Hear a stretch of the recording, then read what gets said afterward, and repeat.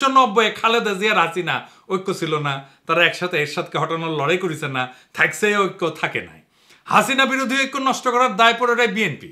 প্রথমে শুরু হইলো টেম্পু স্ট্যান্ড দখল, এখনো চলিচ্ছে। দেখেন তৃণমূলে নিজেরা দখল নিয়ে মারপিট করিচ্ছে, আর বুড়ারা আছে ক্ষমতায় যাওয়ার জন্য নির্বাচন নির্বাচন নির্বাচন করে মুখে ফেনা তুলে ফেলেছে। গণতন্ত্রের জন্য নাকি নির্বাচন লাগবে, ডিসেম্বরের মধ্যেই নাকি নির্বাচন লাগবে। এই ডিসেম্বরের আগে বাংলাদেশের জাতীয় সংসদ নির্বাচনের ব্যবস্থা করবেন। শুনেন এই সালাউদ্দিন সাহেব আগে কি কইছিল, আমরা সময় বেঁধে দিতে চাই না। সুতরাং গণতান্ত্রিক প্রক্রিয়ায় ফিরে যাওয়াটার বিষয়টি অগ্রাধিকার। তো সেই হিসাবে আমরা কোনো নির্ধারিত সময়সীমা রেখা আমরা বলতে চাই না। শুনেছেন, তো এখন সময় বেঁধে দিতে চায় কেন সালাউদ্দিন সাহেব? ইন্ডিয়ানরা কয়ে দিছে আপনি তো 9 বছর ওদের আতিথেয়তায় ছিলেন, আপনার দলের লোকেরাই তো মনে করে আপনি কম্প্রোমাইজ। আপনি ভারত সরকারের আশ্রয় থেকে রাজনৈতিক কর্মকাণ্ড চালাইতেন, কেমনে কেমনে আপনারা চালাইতে দিত? আপনার দলের লোকেরাই বলেছিল। দেখেন কি লিখিছে, বিএনপির নেতা কর্মীদের বড় একটা অংশ এখনো সালাউদ্দিন আহমেদকে পরিপূর্ণভাবে মুক্ত বা স্বাধীন বলে মনে করেন না। তাদের যুক্তি, সালাউদ্দিন আহমেদ আদালতে খালাস পেয়েও দেশে ফিরতে পারছেন না। তিনি দীর্ঘ 9 বছর ধরে ভারতে আছেন, সেখানে কতটা প্রভাব মুক্ত থেকে তার পক্ষে শক্ত রাজনৈতিক ভূমিকা পালন করা সম্ভব তা নিয়ে অনেকের মধ্যে সংশয় আছে। ভারতে যখন উদ্ধার হয়েছিলেন তখন আপনার দেওয়া স্টেটমেন্ট নিয়ে বিবিসিও সন্দেহ করেছিল। আপনি বলেছিলেন মুখোশ পরা লোক আপনারে ফেলাই গেছে, নিজেরও মুখ ঢাকা ছিল। তো প্রশ্ন করেছিল মুখ ঢাকা থাকলে আপনি কেমনে দেখলেন মুখোশ পরা লোক ফেলাই গেছে আপনারে? যাই হোক, এ বিষয়ে পরে আসবো, আরো মেলা আছে। তারপরে তো এস আলম কেস আছেই। মানুষে মনে করে এস আলমের ব্যবসা এখন সালাউদ্দিন সাহেব দেখে। এমনি এমনি গাড়ির চুরি ছিল তাই না। সালাউদ্দিন সাহেব যখন ধরা পড়েছিল না, তখন এস আলমের ব্যাংকের এক ম্যানেজারের বাসার থেকে ধরা পড়েছিল। এস আলমের সাথে আপনার এত খাতির কেন সালাউদ্দিন সাহেব? আবার সালাউদ্দিন সাহেব কইছে বারবার মনে করাই দেবে প্রফেসর ইউনূসের সরকার অনির্বাচিত অনির্বাচিত। কিন্তু একটি নির্বাচিত সরকারের বিকল্প তো আপনারা হতে পারেন না, আপনারা অবশ্যই অনির্বাচিত। সেটা প্রতিদিনই আপনাকে স্মরণ করিয়ে দেওয়া হবে। কেন সালাউদ্দিন সাহেব মনে করাই দিতে হবে কেন? প্রফেসর ইউনূসের সরকারকে আপনার মতো ডিমেনশিয়ায় আক্রান্ত, আপনার তো ব্রাহ্মী রসায়ন খাইতে হবে। দেখেন কতজন আওয়ামী আমলের নির্যাতনের শিকার হয়ে মারা গেছে তার সংখ্যা আপনি বলতে পারেন না। শোনান এডিটর সাহেব। প্রায় 2600 কতজন আমার ঠিক মনে নাই, মোর দেন 2600 রাজনৈতিক নির্যাতনের শিকার হয়ে আওয়ামী সন্ত্রাসীদের হাতে এবং সরকারি বাহিনীর হাতে নিহত হয়েছে। প্রধান রাজনৈতিক দলের প্রধান মুখপাত্র, যার রাজনীতি করা ছাড়া আর কোনো কাজ নাই, সে শহীদের সংখ্যা ভুলে যায়।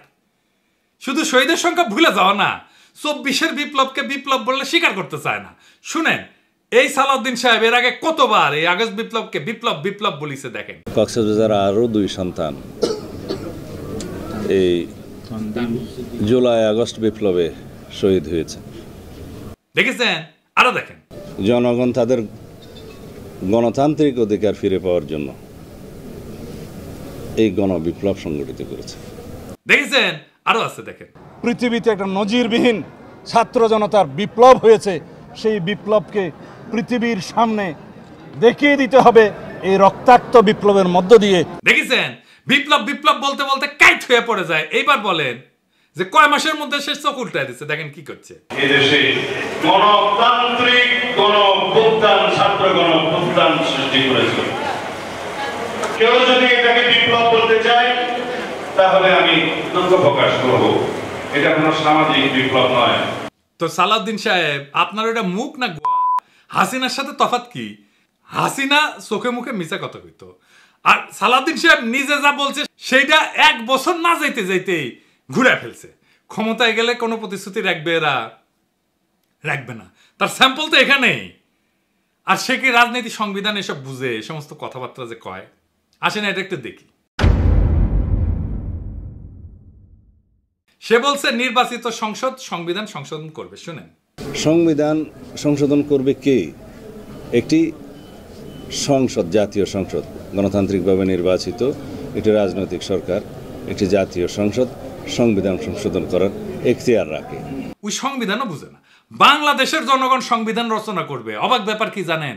বাংলাদেশের মানুষ এই 55 বছরে একবারও নিজের সংবিধান নিজে রচনা করতে পারেনি, একবারও না। বিষয়টা বুঝায় বলি। ধরেন আপনি পরীক্ষা দেবেন, আপনার প্রশ্ন করবে কে? আপনার টিচার তো, তাই না? আপনি তো আপনার প্রশ্ন, পরীক্ষার প্রশ্ন তৈরি করতে পারেন না। সংবিধান রচনা বা সংশোধন সেই রকম।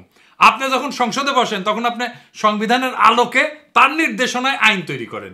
আইন তৈরি করাই সংসদের কাজ, এলাকার উন্নয়ন সংসদের কাজ না। এলাকার উন্নয়ন পৌরসভার কাজ বা সিটি কর্পোরেশনের কাজ বা ইউনিয়ন পরিষদের কাজ। সংসদ সদস্য আসলে পৌরসভার চেয়ারম্যান মনে করে নিজেকে। রাষ্ট্র তাই করে, তার মাধ্যমে উন্নয়ন প্রকল্প করে। এর ফলে যাদের উন্নয়ন করার কথা, যে স্থানীয় সরকার, তারাও শক্তিশালী হয় না, আর এই এমপি গুলো ধান্দার মধ্যে ঢুকে যায়। উন্নয়ন প্রকল্প করলে টাকা খরচা করবে এমপি, টাকা মারা যাবে উন্নয়ন প্রকল্প থেকে। যেই সংবিধানের আলোকে আইন তৈরি করবে সেই সংবিধানে সে হাত দিতে পারবে না। তো এই উন্নয়ন প্রকল্পে কেন এত এমপির খায়েশ জানেন? উঠে গেলে টাকা মারা যাবে উন্নয়ন প্রকল্প থেকে। এই জন্যেই এই এমপি হইতে চায়। যেই সংবিধানের আলোকে আইন তৈরি করবে সেই সংবিধানে তো সে হাত দিতে পারবে না।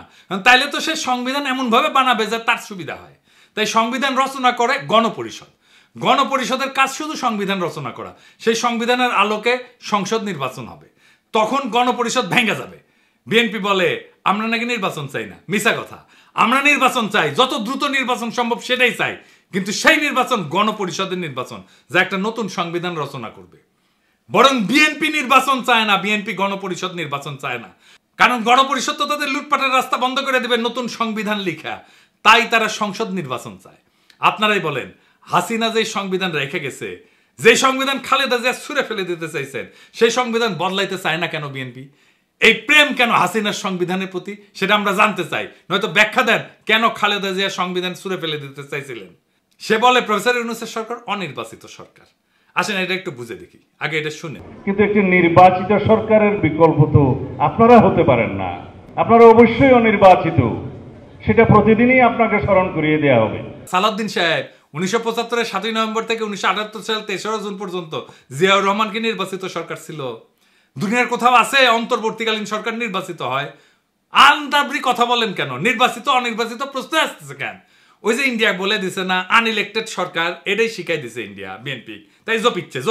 ওই যে দিল্লি রয়টার্সে লেখা হইল না আনইলেক্টেড সরকার, এই যে দেখেছেন, an unelected interim government led by Nobel Peace Prize laureate Mohammad Yunus. ওই যে কইছে না ইংরেজিত কিবেন কইছে, ইংরেজিত যেহেতু কইছে ঠিকই কইছে।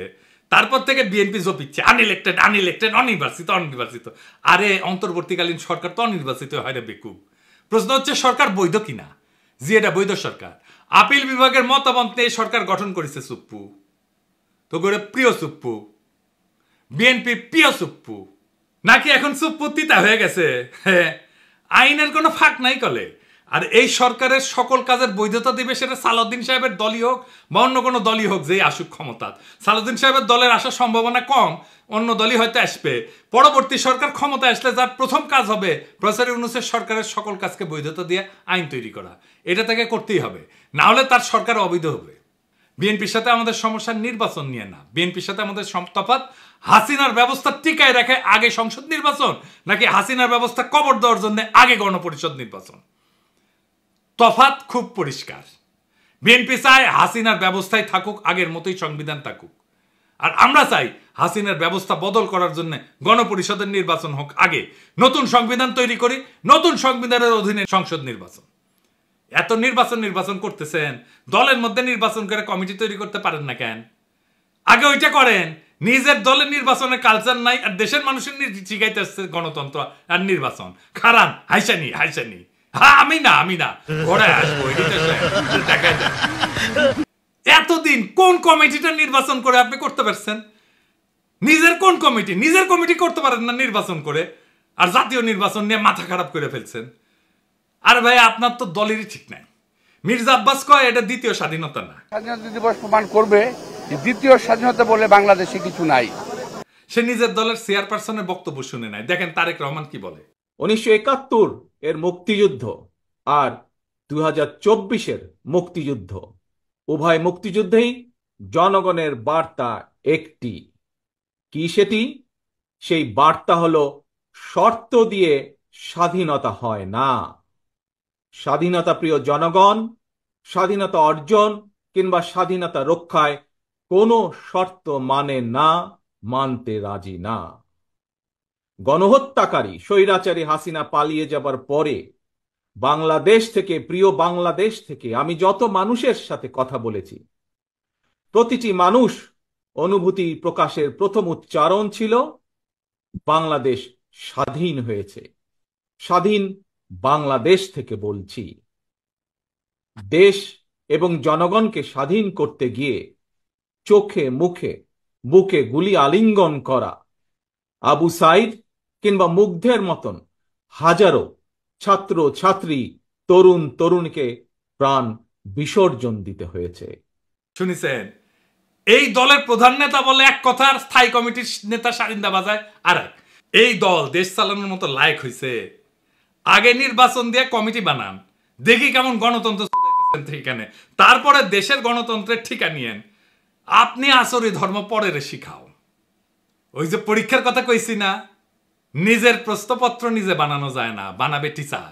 গণপরিষদে হইতেছে সেই টিচার যে জনগণের হইয়া প্রশ্নপত্র তৈরি করবে, সংবিধান রচনা করবে, তারপর সেই সংবিধানের আলোকে সংসদ নির্বাচন হবে।